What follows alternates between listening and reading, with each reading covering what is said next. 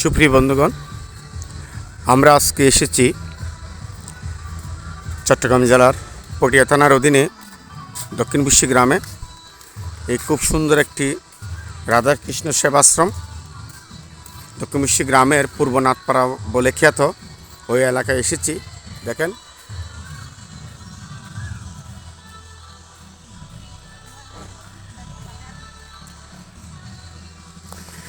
এর পাশে বাম পাশে আপনাদের একটা বড় জায়গা ছিল, প্রায় 1.5 কানির মতো। এই এলাকার একজন ব্যক্তি প্রবন্ধবাবু ওই জায়গাটি মন্দির করার জন্য দেওয়ার কথা ছিল, কিন্তু পরবর্তীতে তিনি সিটারি করে ওই জায়গাটি এক মুসলিমকে বিক্রি করে দেন। এরপরে এই পূর্বনাথপাড়ার জনসাধারণ সনাতনীরা অনেক কষ্টের বিনিময়ে সংগঠন করে নতুন এই জায়গাটি খরিদ করে এই জায়গার উপরে অনেকে দানও করেছেন এই জায়গা। এরপরে এই জায়গায় রাধাকৃষ্ণ একটা মন্দির করেছে। আপাতত একটা টিনের ছাউনিযুক্ত একটা রাধাকৃষ্ণ মন্দির করেছে। দেখেন, ইচ্ছা থাকলে উপায় হয়। এই এলাকার ছেলেরা, যুবক ছেলেরা অনেক কষ্ট করে এই মন্দিরটি করার চেষ্টা করেছিলেন, তাদের উদ্দেশ্য সফল হয়েছে। এই পুরো জায়গাটা একসময় এখানে খুব সুন্দর মন্দির হবে এবং এখানে সনাতনীদের একটা যদি বহুতল ভবন করে এখানে মন্দির ভিত্তিক বিবাহ সম্পন্ন করা যাবে।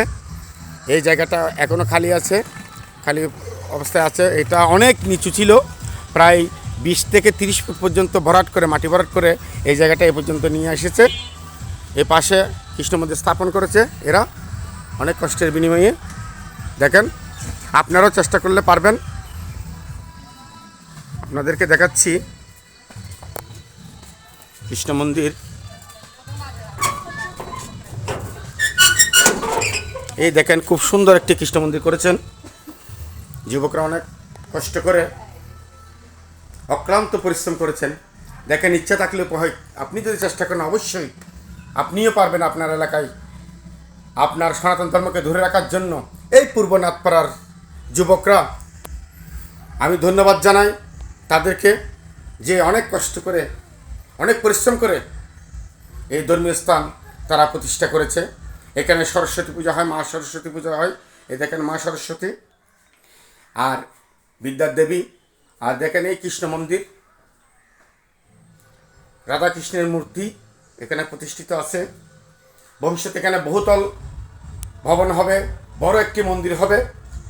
তাও যদি আপনাদের সহযোগিতা পাই, আপনারা সবাই আসবেন। আপনারা যদি সবাই আসেন এই এলাকায়, এই রাধাকৃষ্ণ মন্দিরটি আপনারা সনাতনীরা সবাই মিলে যদি সহযোগিতা করেন, এই রাধাকৃষ্ণ মন্দিরটি খুব সুন্দর একটি মন্দির হবে আরও। তাও এখানে সকলেই দারিদ্রতা নিয়ে আছে, এই দারিদ্রতার ভিতরেও তারা অক্লান্ত পরিশ্রম করে এতটুকু পর্যন্ত এসেছে। আজকে টিনের আছে, কালকে পাকা হবে। সবাই সহযোগিতা করবেন যাতে এই মন্দিরটি খুব সুন্দর এবং স্বয়ংসম্পূর্ণ হয়।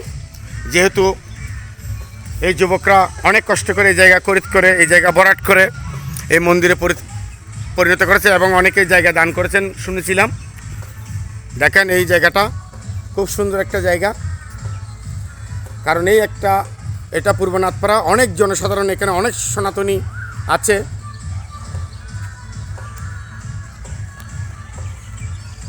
আপনারা সবাই আসবেন। পরিশেষে কি বলবো, ইচ্ছা থাকলে উপায় হয়।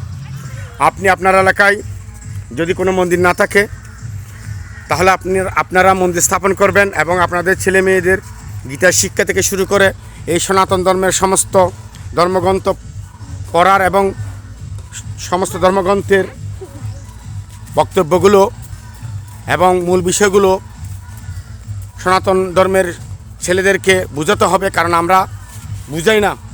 এখন মন্দিরভিত্তিক গীতা শিক্ষা চালু হয়েছে। আপনাদের ছেলেদেরকে মন্দিরভিত্তিক গীতা শিক্ষায় পাঠাবেন, ওরা হিন্দু ধর্ম সম্বন্ধে জানতে পারবে। কারণ হিন্দু সত্য, সনাতন সত্য, চিরসত্য। কারণ সনাতন চেয়ে বড় আর কিছু নেই। আমরা আদি, আমরা ছিলাম, আছি, ভবিষ্যতে থাকবো। হরে কৃষ্ণ।